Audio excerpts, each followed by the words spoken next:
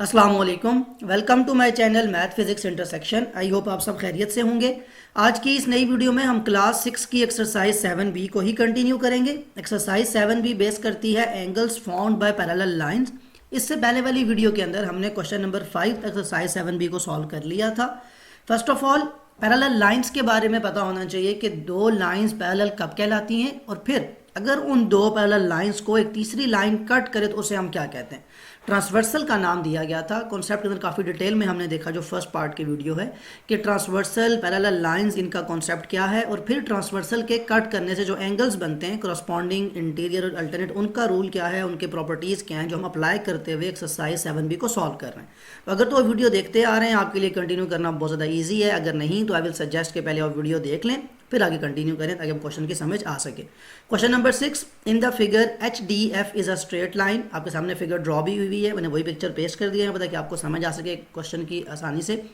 A B parallel to C E parallel to F G, that means there are three lines which are parallel to each other. A B C E and F G, तीनों पे आपके जो हैं वो arrow draw हुए हुए हैं जो आपको इंडिकेट करते हैं कि तीनों लाइंस पैरेलल हैं। और फिर ए डी एच जो आपका एंगल है, यहाँ आपको लिख के भी बता दिया और यहाँ ड्रॉ भी कर दिया कि 47 डिग्री है, और ये वाला एंगल आपका 86 डिग्री है। दैट मीन आपके पास जो दो एंगल्स हैं वो आपके पास गिवन है। आपसे क्या पूछा गया है? आपसे भी अननोन एंगल ही पूछे जा रहे हैं। कौन कौन सा? सी डी एफ और बी ए डी। यानी आपको क्या करना है, आपको इन दो एंगल्स को फर्स्ट ऑफ ऑल तो इंडिकेट करना है कि ये एंगल है कहाँ पे। सी डी एफ का मतलब क्या है, बहुत ज़्यादा इंटरेस्टिंग है। और फिर बी ए डी जो आपका एंगल है वो कहाँ पे है, और फिर उसको फाइंड कैसे करेंगे, ये क्वेश्चन नंबर 6 है। सो फर्स्ट ऑफ ऑल आप ये देखें कि सी डी एफ जो एंगल है, ये सी, ये point D and point F, यानी सी डी एफ, और ये डाउनवर्ड का एंगल, मतलब यहाँ से आप शुरू हुए डाउनवर्ड से, दैट मीन आपका एंगल भी यहाँ बनेगा। तो फर्स्ट ऑफ ऑल जो आपसे एंगल पूछा जा रहा है वो ये वाला एंगल पूछा जा रहा है, C D F part 1। First of all solution में आते हैं और पार्ट 1 को सॉल्व करते हैं। अगर आप क्वेश्चन को फोकस गौर से देखें तो आपके लिए बड़ा सिंपल हो जाता है बात को समझना। That there are two lines which are parallel to each other. मैं ये सी ई और एफ जी की बात कर रहा हूँ। मैं यहाँ आपको ड्रॉ करके भी दिखा देता हूँ। ये आपकी एक लाइन है और ये दूसरी लाइन है। इनको नाम हम मेंशन कर लेते हैं ताकि क्वेश्चन की आपको समझ आ सके। ये सी और ई लाइन है और ये आपके पास एफ और जी लाइन है, और इनके दरमियान में यहाँ पे एक ट्रांसवर्सल एक्ट कर रहा है। तो देखें कितना आसान हो गया क्वेश्चन को समझना। यानी डी पॉइंट से एफ पॉइंट पे एक लाइन ये ट्रांसवर्सल के तौर पे एक्ट कर रही है। इसको जरा मैं थोड़ा यूँ हाईलाइट करने के थोड़ा इसको डार्क कर देता हूँ ताकि आपको समझ आ सके। ये पॉइंट डी है और ये पॉइंट आपका एफ है। बताएं ट्रांसवर्सल पे ऑपोजिट एंगल्स क्या होते हैं, यानी एक एंगल जो यहाँ बनेगा वो इस वाले एंगल के क्या होगा, अल्टरनेट एंगल ना।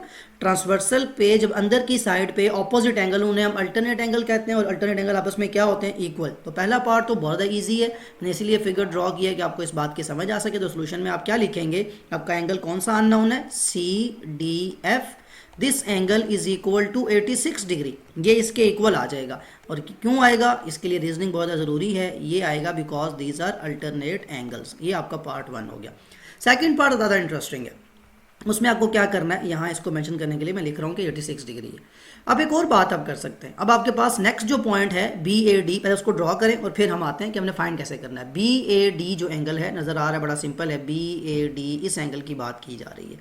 अब ये वाला एंगल कहाँ, किस एंगल के साथ रिलेशन बना सकता है, बड़ा सिंपल है कि अगर ए बी लाइन है और ये सी ई पैरेलल है, उसके दरमियान में ये जो लाइन है ये ट्रांसवर्सल के तौर पर एक्ट कर रही है, और ये जो अंदर का होता है एंगल ट्रांसवर्सल पे, ये यहाँ बनने वाले एंगल के साथ इंटीरियर होता है। सिंपल इसकी और इसकी बात कर रहा हूँ, 47 की बात नहीं कर रहा। अब ये वाला एंगल कैसे मिल सकता है हमें, इंटरेस्टिंग चीज़ तो ये है कि ये तो नज़र आ गया हमें कि अगर ए बी लाइन है, मैं यहाँ तो समझाने के लिए आपको ड्रॉ कर देता हूँ। ये आपकी small C line A B है और ये आपकी बिगर लाइन है सी ई। इनके दरमियान में आपका रिलेशन है, ये पॉइंट है ए, ये पॉइंट है बी, ये वाला पॉइंट है सी और ये वाला पॉइंट है आपका ई।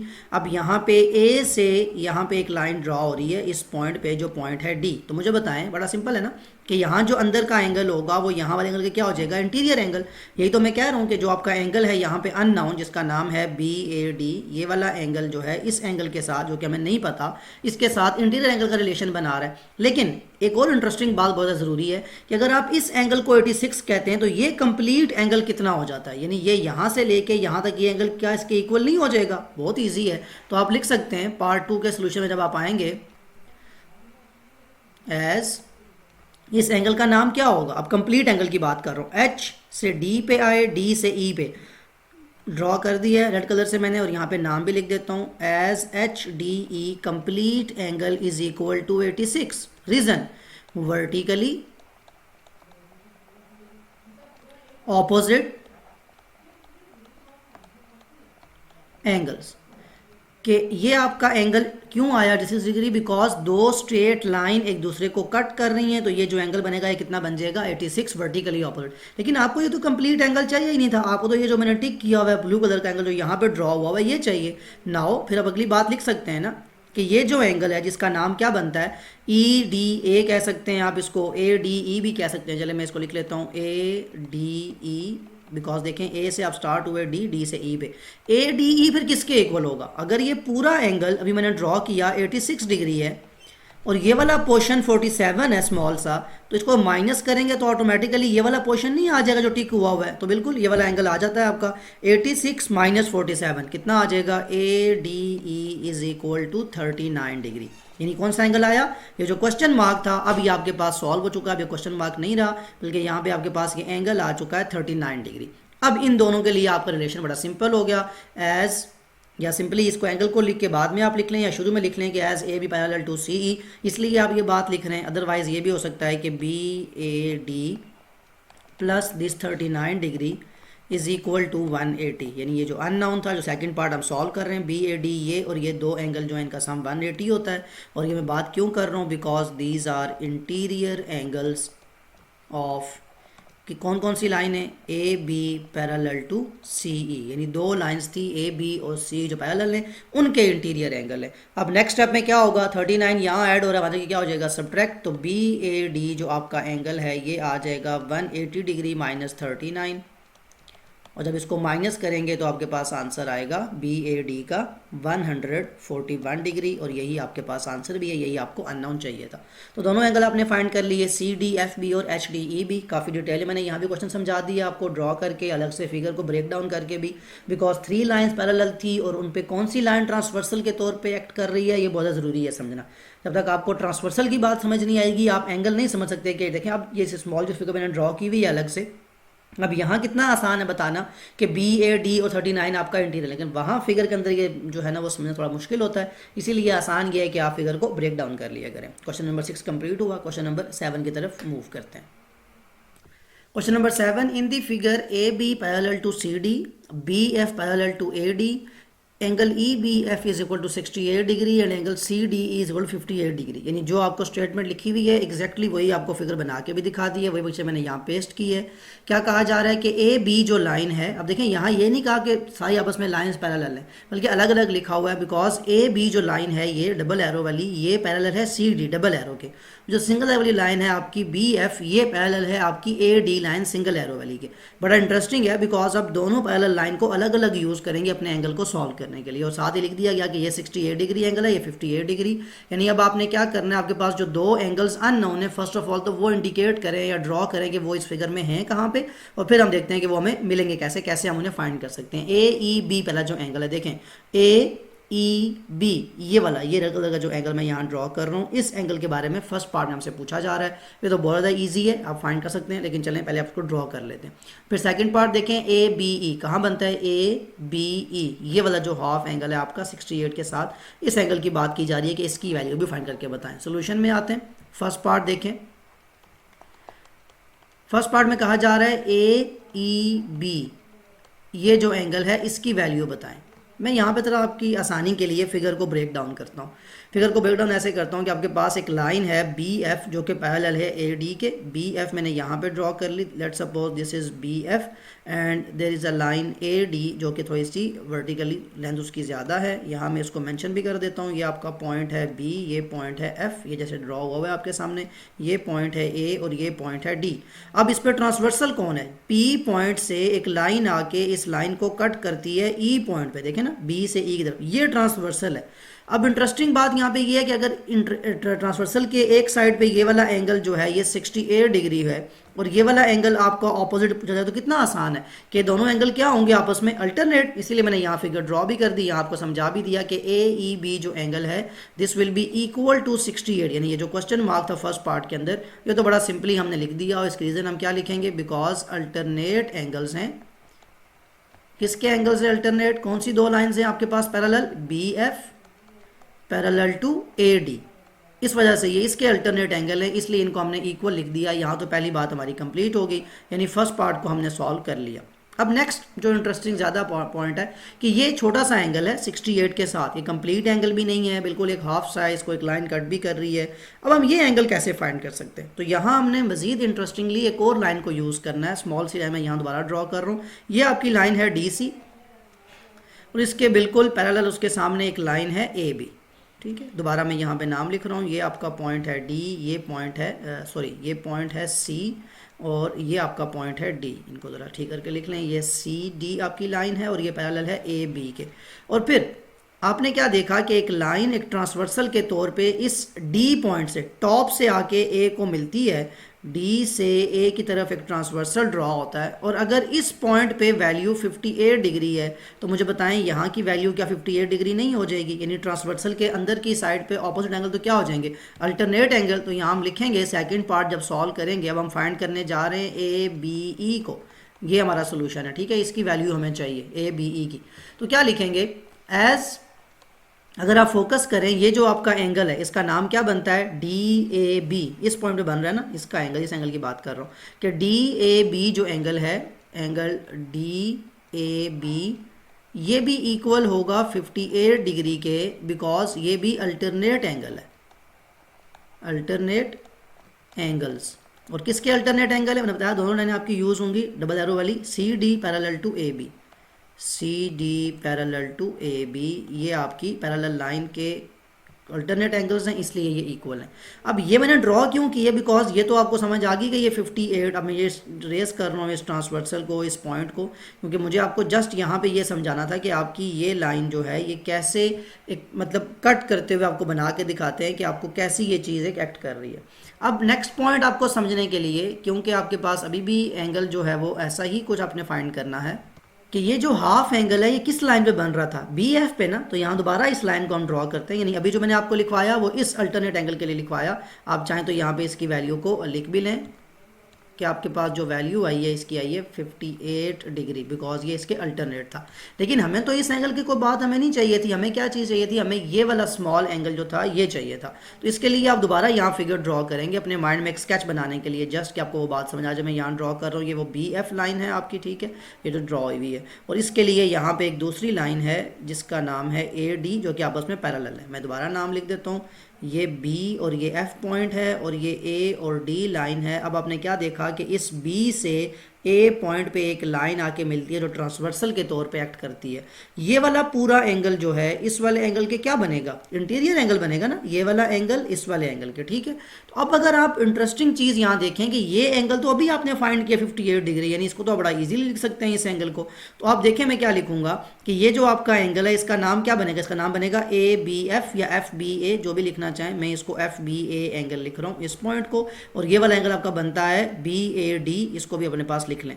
आप इन दोनों एंगल के नाम जो आपने लिख लिए तो इनका सम क्या होगा? मतलब मैं लिख सकता हूँ ना FBA एंगल प्लस BAD जो एंगल है, इन दोनों का सम कितना है आपके पास? इसका सम है 180 degree, because these are interior angles.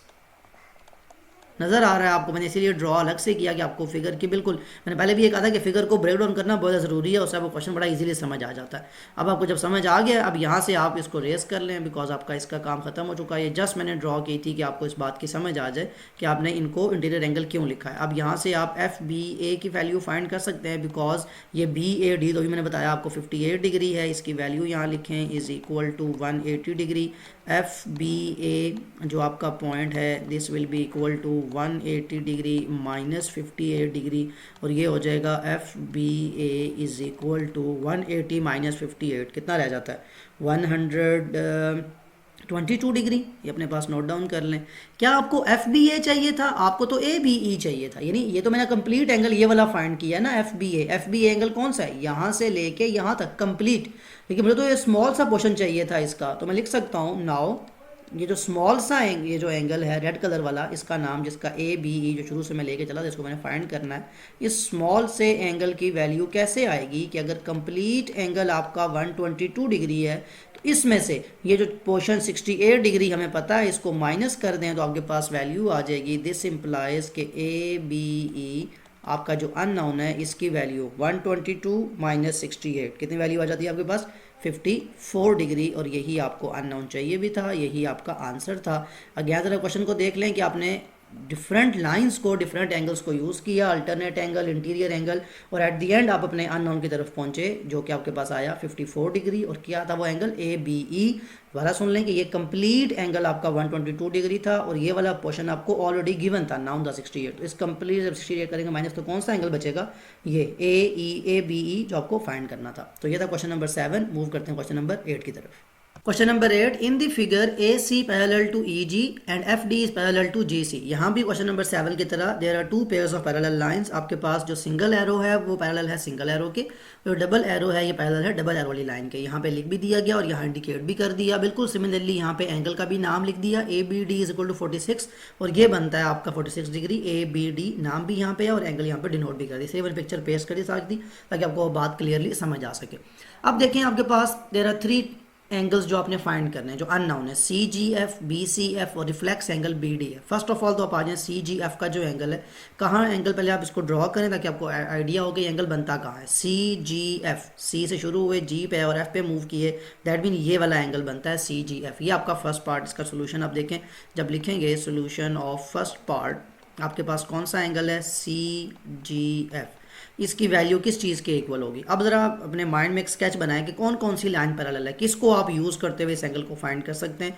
जब मैंने पहले बताया था कि आपके लिए डिफिकल्ट है, अगर आप इसी फिगर को अपने माइंड में रख के सोचेंगे तो क्या किया करें, पैरेलल लाइंस को अलग से ड्रॉ कर लिया करें। लेट सपोज मैं कहता हूँ ये लाइन है DF, ये ड्रॉ हुई है, ठीक है, इसको मैं ड्रॉ करता हूँ। तो इससे ये टेढ़ी लाइन है और यहाँ पे एक लाइन है दूसरी जो कि है CG, यहाँ से इसको मैं यूँ ड्रॉ कर रहा हूँ, ठीक है।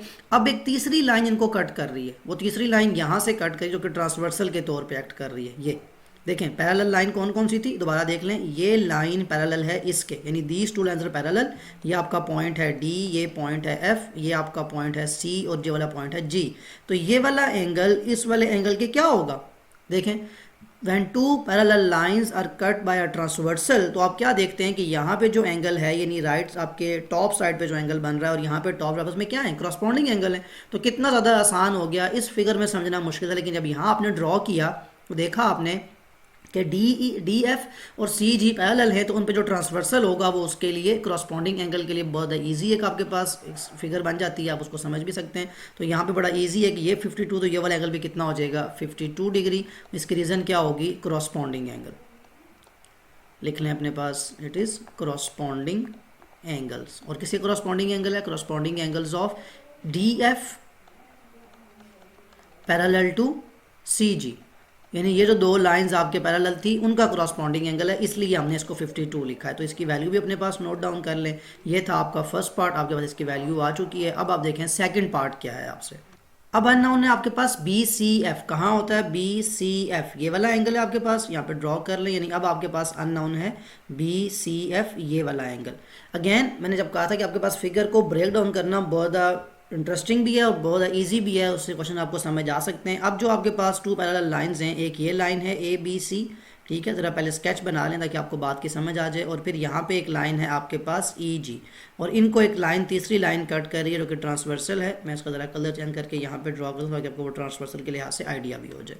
अब देखें ज़रा, ये तो पूरा एंगल जो यहाँ पे ड्रॉ हो रहा है, यानी ये मैं बात कर रहा हूँ A और C की, ये जो लाइन है ये C पॉइंट है आपका, और ये वाली लाइन है आपकी EG जो कंप्लीट लाइन है पैरेलल, ठीक है। ये लाइन इसके पैरेलल है और ये ट्रांसवर्सल है। तो ये इनर साइड का एंगल इस इनर साइड क्या हो जाएगा? इंटीरियर एंगल होगा ना, कितना ईजी है। और ये एंगल कितना है? 52। और इस एंगल का नाम क्या होगा? ACG। मैं इस पूरे एंगल कंप्लीट की बात कर रहा हूँ, AC। तो मैं लिख सकता हूँ सोल्यूशन ऑफ सेकंड पार्ट के ACG जो एंगल है आपका, इसको अगर सम करें 52 डिग्री में तो इनका एंगल का सम आना चाहिए 180। Reason interior angles, interior angles. अब देखें, अगर ये दो एंगल इंटीरियर हैं तो इसके आगे, अब मैंने डायग्राम जो आपको ड्रॉ किया तो जस्ट इसलिए थी कि आपको बात की समझ आ जाए। अगर वो आ चुकी है, अब इसको रेज करके अपना सोल्यूशन इजीली लिख सकते हैं कि ACG जो कंप्लीट एंगल है is equal to 180 degree minus 52 degree. तो क्या आ जाएगी? एंगल ACG की वैल्यू आपके पास ACG will be equal to 128 degree. लेकिन क्या आपको ACG चाहिए था? नहीं, सेकंड पार्ट तो आपको BCF चाहिए, यानी ये वाला पोर्शन चाहिए। और मैंने जो 128 एंगल निकाला है, ये कौन सा एंगल है? ये कंप्लीट एंगल है, यहाँ से लेके यहाँ तक पूरा 128 है। तो अगर ये पूरा एंगल 128 है, मुझे ये चाहिए, तो ये 72 मुझे माइनस करना पड़ेगा। कितना सिंपल सा कॉन्सेप्ट है। तो जो मुझे एंगल चाहिए, यानी सेकंड पार्ट जो मेरा अननोन था BCF, this will be equal to ACG, यानी complete angle 128 degree minus 72 degree. Figure आपके सामने ड्रॉ है, समझा मैंने दिया कि क्यों माइनस कर रहा हूँ। तो this will be equal to BCF, यानी जो अननोन है इसकी वैल्यू आ जाएगी आपके पास 56 डिग्री। और यही आपको चाहिए भी था। ये आपका सेकंड पार्ट का सोल्यूशन हो गया, यानी आपको ये वाला एंगल भी, इसको अगर मैं रेज करूँ, इस क्वेश्चन मार्क को भी और इस लाइन को भी, तो आपके पास एंगल आ जाएगा। दोबारा मैं यहाँ ड्रॉ करके लिख देता हूँ, this angle is equal to 56। दो आपके पास वैल्यूज आ चुकी हैं। सेकंड पार्ट भी सॉल्व हो चुका। अब इसको आप रेस कर लें और यहीं पे आप थर्ड पार्ट को सॉल्व करेंगे। अब थर्ड पार्ट जो है रिफ्लेक्स एंगल BDF, यानी फर्स्ट ऑफ ऑल तो आपको ये इंडिकेट करना है कि BDF जहाँ पे जो ड्रॉ करना है वो कहाँ पे, BDF, यानी यहाँ पे ये पॉइंट है, इस पॉइंट पे एंगल की बात की जा रही है।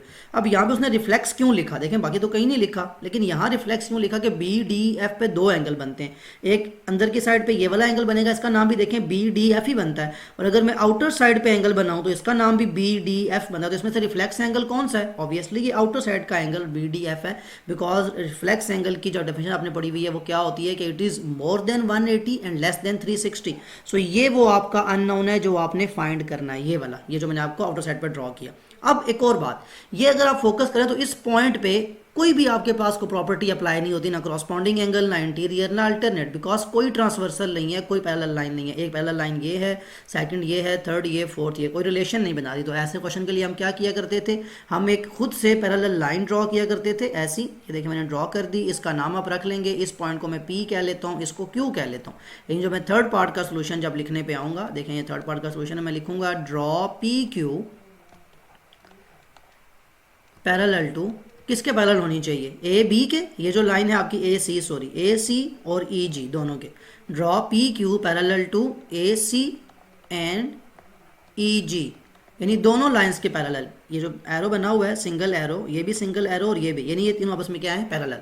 अब इंटरेस्टिंग पॉइंट यहाँ पे और ज़्यादा ईजी है इसका। क्या करना है आपको जस्ट एंगल को ड्रॉ करना है। यानी ये आपका अगर 46, अब देखें यहाँ मुझे फिगर को अलग से करने की ज़रूरत नहीं, नज़र आ रहा है आपको। अगर ये 46 और ये लाइन इस लाइन के पैरेलल, तो जहाँ पे ये जो एंगल बनेगा ये भी क्या होगा, इसके अल्टरनेट एंगल, क्योंकि ये 46 और ये उसके ऑपोजिट बन रहा है। अब इस एंगल का सिर्फ मुझे नाम पता होना चाहिए। इसका नाम बनता है B और इस पॉइंट का नाम D है, BDQ।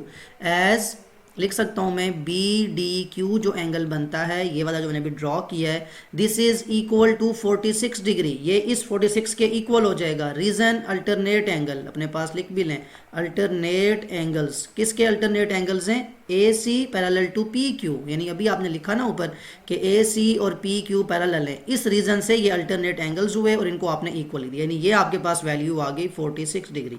क्लियर? अब अगर आपके पास ये 52 है तो ऑटोमेटिकली ये वाला एंगल कितना हो जाएगा, ये भी ऑपोजिट बनता है, ये भी 52 डिग्री हो जाएगा। इसके लिए मैं लाइन क्या लिखूंगा, एंड अब ये वाला एंगल कौन सा है, इधर था BDQ, अब यहाँ से FDQ हो जाएगा, FDQ, क्योंकि है बन तो D पॉइंट पर है लेकिन नीचे वाली साइड पे बन रहा है, तो F से स्टार्ट करेंगे। FDQ is equal to 52 degree. इसकी रीज़न भी क्या होगी, ये भी अल्टरनेट एंगल है, लेकिन अब ये अल्टरनेट एंगल किसका है, अल्टरनेट एंगल्स कौन सी दो लाइंस हैं, PQ किसके पैरेलल है, नीचे वाली लाइन के EG के। इसलिए मैंने शुरू में लिखवा दिया था कि तीनों लाइंस आपस में क्या हैं, पैरेलल।